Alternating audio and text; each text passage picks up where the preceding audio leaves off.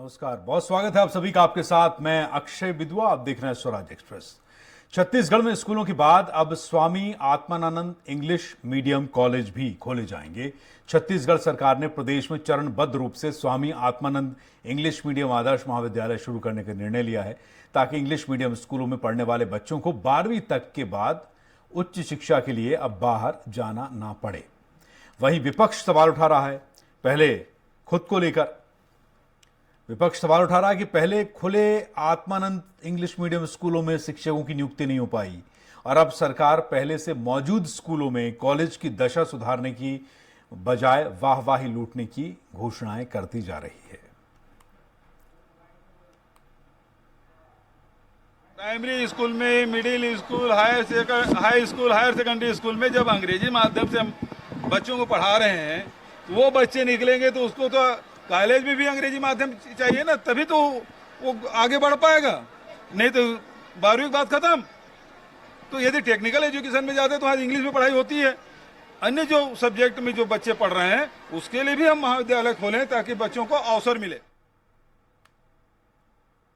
मैं कह रहा हूं कि घोषणा करते जाए, स्कूल में भी टीचरों की कोई नियुक्ति आत्मानंद स्कूल के नाम से नहीं हुई, लगातार घोषणाएं हो रही है। वही हाल होगा जो नरवा गरवा गुरुआ बारी का हुआ है। ना गोठान में गाय है, और गाय है तो खाना नहीं है, और इसलिए बच्चे रहेंगे तो टीचर नहीं है। तो निश्चित रूप से अव्यवस्थाओं का छत्तीसगढ़ में आलम है।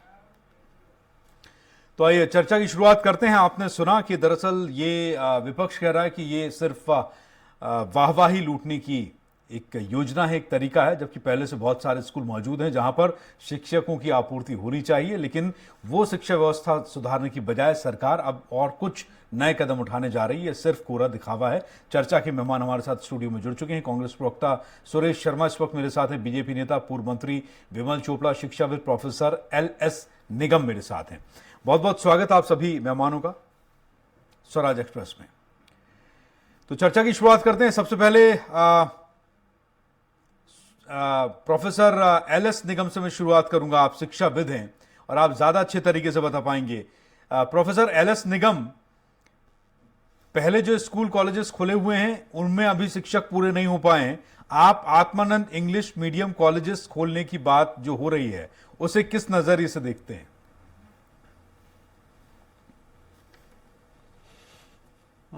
ये बात तो सही है कि न केवल छत्तीसगढ़ में बल्कि पूरे देश में, इवन IITs, IIMs में, NITs में शिक्षकों की कमी है। तो शिक्षकों की कमी के मामले में केवल छत्तीसगढ़ ही नहीं बल्कि पूरे देश में ये समस्या बनी हुई है। तो इस दृष्टि से जो स्वामी आत्मानंद के नाम से इंग्लिश मीडियम कॉलेजेस खोले जा रहे हैं, जैसी जानकारी मिली है 2023 से खोले जाएंगे। तो 1 साल का समय अभी बाकी है। इस बीच में सरकार क्या तैयारी करती है और किस ढंग से इंग्लिश मीडियम स्कूल प्रारंभ किए जाएंगे, ये अभी देखा जाना है। मेरे ख्याल से ये योजना अभी बनी है, इसका क्रियान्वयन अगले सत्र से शुरू होगा। तो उस समय तक के उम्मीद की जानी चाहिए, क्योंकि कोई भी जब योजना शुरू होती है उसमें शॉर्ट कमिंग्स होते हैं, कमियां होती हैं, लेकिन धीरे धीरे उसको पूरा किया जाता है। तो मैं समझता हूं कि 2023 में जब ये कार्यक्रम शुरू होगा उस समय इसका सही मूल्यांकन हो सकेगा। ठीक है। सुरेश शर्मा जी, आप क्या कहेंगे इस पर? आपकी सरकार की अपनी योजना है, लेकिन सवाल यह है कि बहुत सारे ऐसे स्कूल कॉलेजेस हैं जहां पर अभी शिक्षकों की नियुक्ति पूरी नहीं हो पाई है, और उसके बाद जो पहले से खुले कॉलेजेस, स्कूल हैं, उनकी दिशा और दशा सुधारने के बजाय अब नए आत्मानंद इंग्लिश मीडियम कॉलेजेस खोले जाएंगे। तो मैं जो है जिस तरह की आवश्यकता होती है उस हिसाब से सरकारों को और लोगों को अपना काम करना पड़ता है। जहाँ तक सवाल है, छत्तीसगढ़ में शिक्षकों की बहुत ज्यादा कमी नहीं है। लगभग 3 लाख 2.5 लाख के लगभग जो शिक्षा कर्मी थे उनको सभी को शिक्षक की श्रेणी में ला दिया गया है। वो सब शिक्षक हैं और आज की तारीख में अध्यापन का कार्य कर रहे हैं। इसके अलावा हमारी सरकार ने, आपको याद होगा, 14,500 शिक्षकों की भर्ती अभी की है। तो इसलिए ये कहना कि बहुत ज्यादा शिक्षकों की कमी है, ऐसा नहीं है।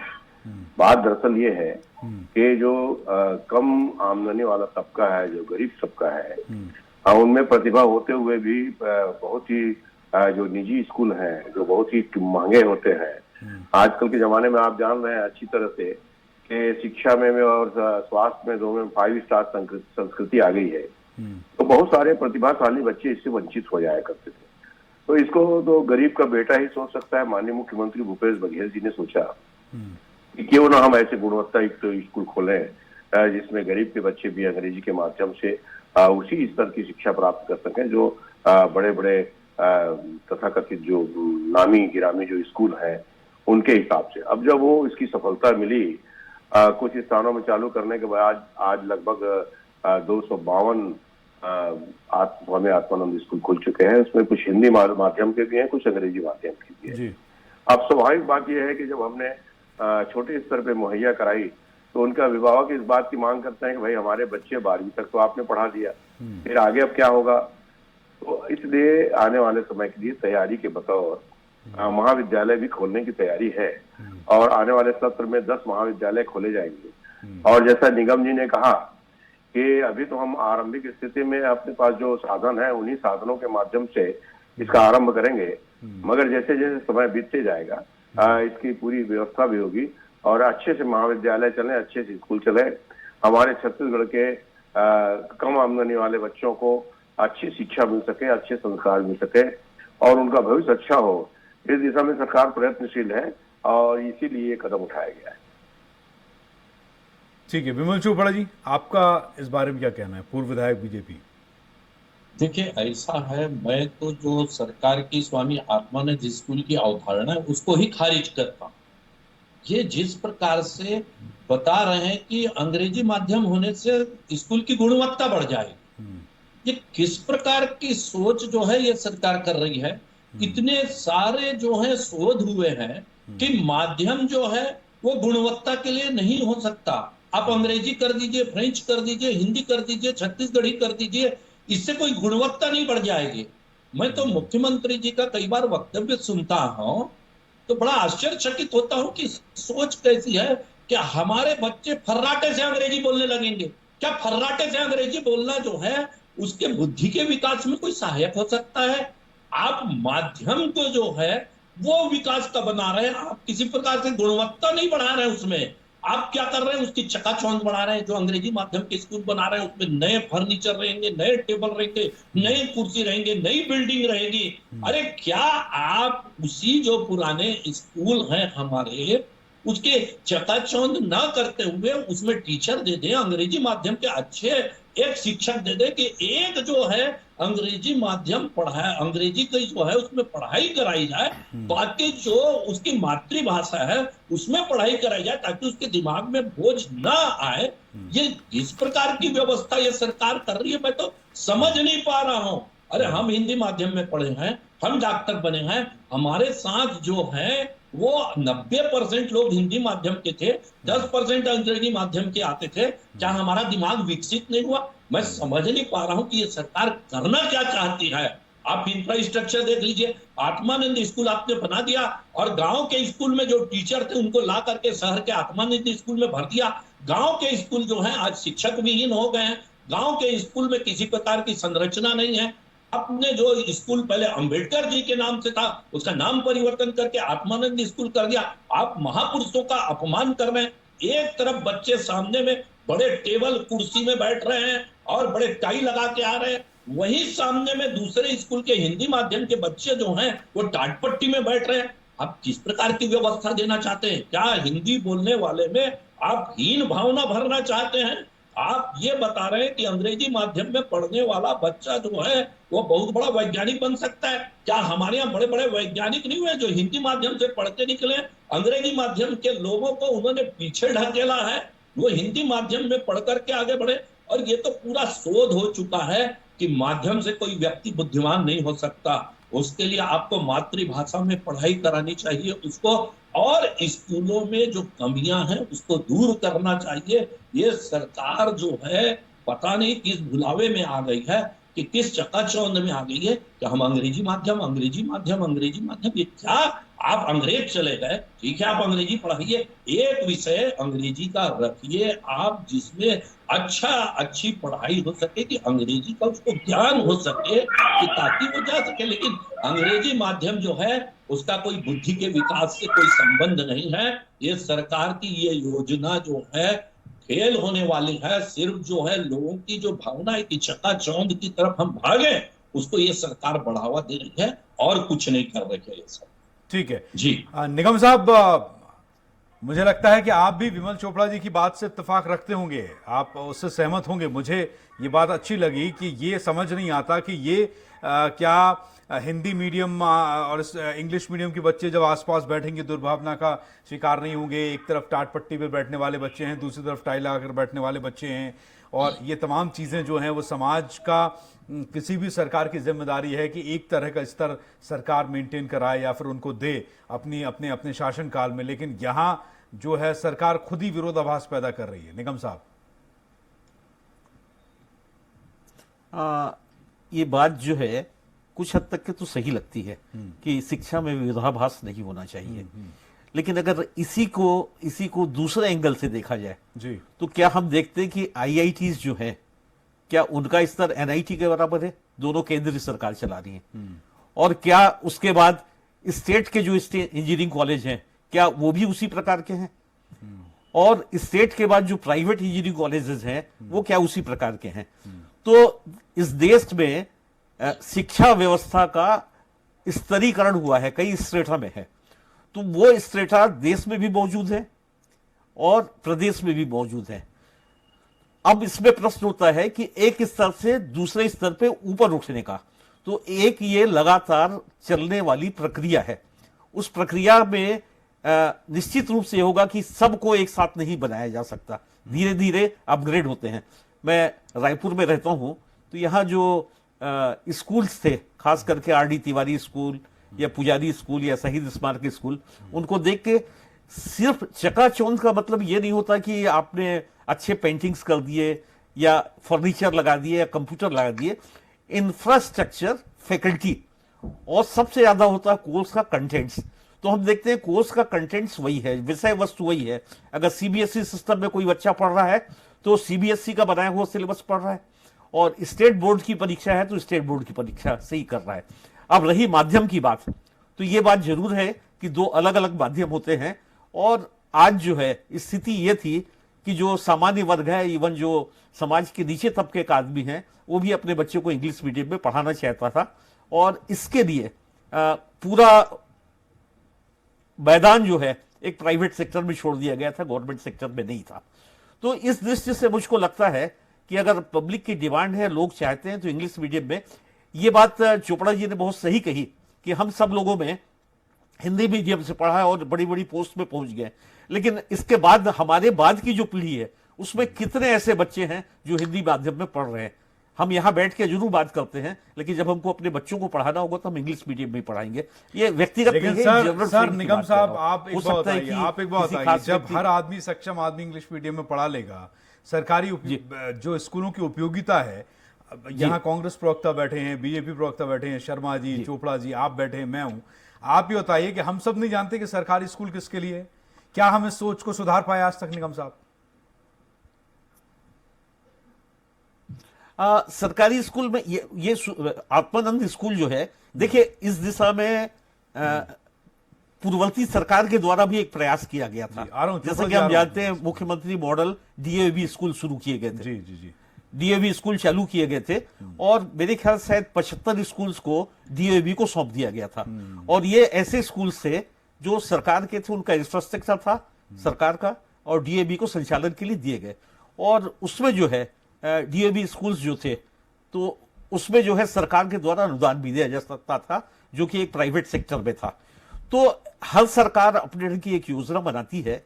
अब उसकी सफलता असफलता क्रियान्वयन के ऊपर डिपेंड करती है कि आप कैसे उसको क्रियान्वित करते हैं। योजनाएं अच्छी बनती है, तो मैं समझता हूं कि पूर्ववर्ती सरकार ने जो DAV का एक मॉडल तैयार किया था, शायद उनकी इच्छा भी ऐसी थी कि हम आम लोगों को, सामान्य लोगों को एक अच्छा अच्छी शिक्षा व्यवस्था दे सकें, और वर्तमान सरकार एक दूसरे ढंग से कर रही, प्रयोग कर रही है। तो अभी तो पूरा देश जो है एक प्रयोग धर्मिता पे चल रहा है, तो इससे बचना पड़ेगा। एक लॉन्ग टर्म पॉलिसी जो है नहीं बन पा रही। तो मैं सोचता हूं कि एक लॉन्ग टर्म पॉलिसी जब तक के नहीं बनेगी तब तक के इस प्रकार की चर्चाएं होती रहेंगी पक्ष में और विपक्ष में। और दूसरी चीज है, शिक्षा को मैं सोचता हूं कि एक पार्टी से हट के एक हायर लेवल पे देखना चाहिए, जिससे कि संपूर्ण विकास हो। मैं आपको एक मिनट रख लूंगा कि भूटान में जब राजा का बच्चा पढ़ने गया जी, तो उसने जो है पॉलिसी जो है भूटान के हिसाब से बनाई थी। आज भूटान में सारे सरकारी स्कूल ए ग्रेड के हो गए हैं। अगर किसी का बच्चा प्राइवेट स्कूल में पढ़ता है तो उससे ये पूछा जाता है क्या तुम्हारे बच्चे को सरकारी स्कूल में एडमिशन नहीं मिला। तो ये प्रोसेस होना चाहिए। इस प्रोसेस के लिए हर सरकार अपने ढंग से प्रयास करती है। बीजेपी गवर्नमेंट ने डीओबी के माध्यम से किया था, और वर्तमान गवर्नमेंट है कांग्रेस की, वो शायद आत्मानंद के माध्यम से कर रही है। इसके परिणामों का एक विश्लेषण करना पड़ेगा, क्योंकि दोनों जो है डीओबी 2016 में चालू हुए थे, बहुत लंबा समय उसका भी नहीं है। शिक्षा ऐसा नहीं है कि आपने एक बिल्डिंग खड़ी कर दी और 1 साल के बाद दिख गया बिल्डिंग। ये पीढ़ियां बनती हैं, पीढ़ियों से बनता है। तो ये शिक्षा का मूल्यांकन जो है हमको करना पड़ेगा, और हम देखेंगे, देखना चाहिए कि सभी प्रकार की जो व्यवस्थाएं हैं उसमें क्या उसका आउटकम्स है। जी ठीक है। जी चोपड़ा जी, आप कुछ कह रहे थे, विमल चोपड़ा जी। नहीं, देखिए, ऐसा सरकार पब्लिक की डिमांड पे काम कर रही है। यानी यदि अंग्रेजी बोलने वाला वो अच्छा माना जाए, सिर्फ वो अंग्रेजी बोलता है, भले वो भोंदू आदमी है, तो सरकार वैसे भोंदू पैदा करना चाहती है जो अंग्रेजी बोले।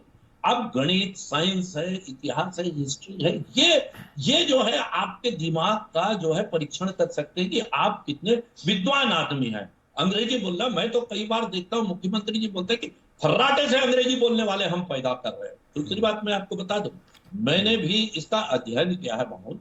आज हमारे रिमोट एरिया में आप चले जाइए, अंदरूनी इलाके में, जहां स्कूल में, प्राइमरी स्कूल में 5 बच्चे हैं, 7 बच्चे हैं, 10 बच्चे हैं, और 5वीं तक टीचर जो है एक बच्चे, एक क्लास में 5 बच्चे, 2 बच्चे, 3 बच्चे हैं, और वहां 2 टीचर हैं, कहीं 3 टीचर हैं, कहीं 1 टीचर है। ना पढ़ाई हो पा रही, ना कुछ हो पा रहा है। मैंने ये सुझाव भी दिया था सरकार को कि थोड़ा सा इसमें सुधार करना चाहिए कि हर 10 किलोमीटर पे एक बड़ा स्कूल बनाइए आप, बहुत बड़ा, जिसमें 40-50 एकड़ पे बनाइए, और रिमोट एरिया के जो बच्चे उनको बस से या वेन से वहां ला करके पढ़ाइए, वहां भोजन कराइए और शाम को घर भेजिए। इससे आपकी फैकल्टी भी बहुत अच्छी होगी, खर्चा भी कम होगा, पढ़ाई का स्तर भी अच्छा होगा, और सरकारी स्कूलों की मान्यता, जो संसाधन से जूझ रहे हैं आज सरकारी स्कूल, वो बचेंगे। जो 100 स्कूल जो है 10 किलोमीटर के एरिया में, 50 वो एक में आ जाएंगे, तो आपके शिक्षक भी ज्यादा हो जाएंगे, आपको उनका परीक्षण करने में, उनको देख रेख करने में भी बहुत सहूलियत होगी, और बच्चों की पढ़ाई भी अच्छी होगी, उनको भोजन भी अच्छा मिलेगा, सरकार का खर्चा भी बचेगा। लेकिन ये जो जिस प्रकार का प्रयोग आत्मानंद के नाम से किया जा रहा है कि ग्रामीण क्षेत्र के स्कूलों के अच्छे टीचर जो हैं वो आत्मानंद स्कूल में लाए जा रहे हैं, क्या गांव के लोग अच्छे टीचर से वंचित रहे हैं? ठीक है, उनको मैं आ अच्छी रहा हूं शिक्षा आपके नहीं पास। मिलनी डॉक्टर चाहिए। सुरेंद्र शर्मा जी को लाना है बीच में। सरकार को सुरेंद्र शर्मा जी, मैं अभी जैसा निगम साहब ने जिक्र किया कि जो हम शिक्षा का जो स्तर है उसको हम एक सम स्तर पर क्यों नहीं लाए, एक जैसा स्तर क्यों नहीं हो सकता? अगर आप सरकारी शिक्षा मॉडल की बात करें तो मुझे आज की एक खबर याद आती है कि अभी दिल्ली के शिक्षा मंत्री के घर सीबीआई के छापे पड़ रहे हैं। उन्होंने वर्ल्ड क्लास स्कूल बनाया दिल्ली में, सरकारी स्कूल। न्यूयॉर्क टाइम्स में, अखबार में स्कूल की फोटो छपती है, उदाहरण दिया जाता है कि इंडिया में सरकारी स्कूलों की तस्वीर बदल दी है। ठीक है, लेकिन अब वहां भी सीबीआई छापे मार रही है। मैं आपको इस खबर के माध्यम से सुरेंद्र शर्मा जी ये आपसे सवाल पूछना चाहता हूं कि सरकार इस स्तर पर जाकर काम क्यों नहीं करती है कि सरकारी स्कूल जो हैं वो मील का पत्थर साबित हों। माता पिता का, पेरेंट्स का, अभिभावकों का, पालकों का मोह भंग प्राइवेट स्कूलों से क्यों नहीं होता है? और हम सब जानते हैं कि प्राइवेट स्कूल एक नेक्सस की तरह काम करते हैं, एक रैकेट की तरह काम करते हैं। कोविड में जब फीस रोक दी गई थी तो प्राइवेट स्कूल्स अदालत तक गए थे कि उनको वो फीस भी चाहिए, जबकि सरकार ने क्या कहा था? सरकार, मोदी जी ने कहा था, सरकारों ने कहा था कि भाई जितना जिससे हो सके इस आपदा के काल में समाज को अपना योगदान दें, आर्थिक योगदान दें, श्रम का योगदान दें। स्कूलों ने नहीं दिया।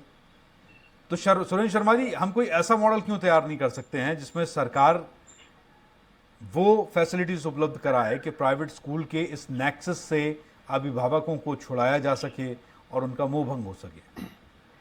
देखिए, इसमें बातें बहुत सारी आई हैं। आपने बहुत सारी बातें कही, निगम जी ने बहुत सारी बातें कही, चोपड़ा जी ने बहुत सारी बातें कही। मेरे ख्याल से समय उतना है नहीं।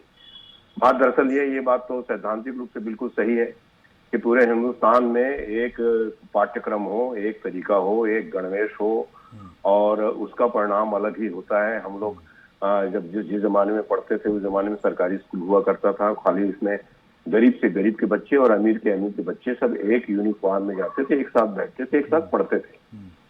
उसके कारण परिणाम स्वरूप जो सामाजिक विन्यास है वो भी बहुत ही अच्छा था। एक दूसरे के परिस्थितियों को समझते थे, एक दूसरे के प्रति संवेदना हुआ करती थी। अब मैं आपसे ये पूछना चाहता हूँ, चोपड़ा जी ने इतनी लंबा चौड़ा भाषण दिया, क्या ये बताएंगे 15 साल में स्कूलों की दुकान किसने खोली? इतने तादाद में मैं पूछना चाहता हूँ कि पूरे हिंदुस्तान में शिक्षा का निजीकरण क्यों किया गया? क्यों 5 स्टार स्कूल खुले? क्यों गरीब के बच्चों को चिढ़ाने के लिए या सामान्य वर्ग के लोगों को धता बताने के लिए इस तरह के व्यवस्थाएं की गई? तो इसको देख करके जो गरीब आदमी है, जो कमजोर तबके का आदमी है, उसके अंदर ये स्थिति तो पैदा होती है। क्यों नहीं पैदा होगी? और आज ऐसे लोगों के भारतीय जनता पार्टी ने क्या कस्तूरबा स्कूल नहीं खोला था? अभी निगम जी ने बताया कि बहुत सारे स्कूल खोले और नहीं चला पाए तो ठेके में दे दिया डीएवी कंपनी को। इस तरह के और बहुत सारे प्रयास आरंभ किया। नहीं, कई किस्म की चीजें आरंभ की और कई किस्म की चीजों को आरंभ करके वो असफल भी हुआ। शिक्षा कर्मियों का जो बहुत बड़ा जखीरा है वो तो भारतीय जनता पार्टी ने पैदा किया पिछले 15 सालों में।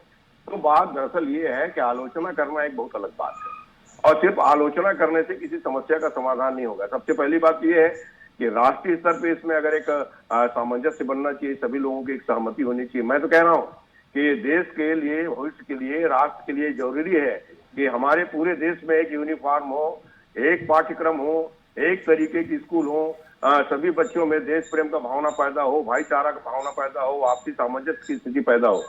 मगर विगत कुछ वर्षों में पूंजीवादी व्यवस्था ने आर्थिक आधार पे समाज को बांटा है और उसी के परिणाम स्वरूप एक वर्ग जो है अपने आप को ऊंचा समझता है, दूसरा वर्ग हीनता का अपने अंदर बोध महसूस करता है। उस हीनता के बोध को दूर करने के लिए खाली इसे स्वामीनाथ आत्मानंद स्कूल में अंग्रेजी नहीं पढ़ाया जा रहा है। मेरे मित्र विमल चोपड़ा जी को बोल रहा हूँ, आप स्वामीनाथ आत्मानंद स्कूल जाकर देखिए, उसमें पेंटिंग है, उसमें खेलने का है, उसमें संगीत है, उसमें जितनी भी गतिविधियां होती हैं, मल्टीपल जो व्यक्तित्व में विकास के लिए जो गतिविधियां होती है, सारी गतिविधियों के संसाधन वहां उपलब्ध कराए गए हैं। उस तरह की व्यवस्था की गई है। बच्चों के समग्र विकास की व्यवस्था की गई है। हमारे जमाने में जो था वो था। आज ये प्रतियोगिता का युग है और इस समय में पूंजीवाद का मुकाबला सरकार को करना है। इसलिए जो जन भावना के अनुरूप और जनता की आवश्यकता के अनुरूप जन आकांक्षा को पूरा करने के लिए हमारी सरकार इस बात को कोशिश कर रही है और इसको लगातार लोगों के द्वारा संस्तुति भी मिल रही है, इसके प्रति लोगों को प्रशंसा भाव भी है, इसके प्रति सहयोग भी है। इसलिए मैं कहता हूं कि इसमें खाली विरोध करने के लिए विरोध नहीं होना चाहिए। अगर कोई संशोधन का सुझाव है तो जरूर कहना चाहिए और संशोधन के सुझाव को स्वीकार भी किया जाना। ठीक है, चलिए सर चोपड़ा साहब, समय मेरे पास इतना ही था, मुझे सबको बराबर समय देना था। सुरेंद्र शर्मा जी, प्रोफेसर ML निगम और विमल चोपड़ा जी, बहुत बहुत शुक्रिया, धन्यवाद आपका कीमती समय स्वराज एक्सप्रेस को देने के लिए।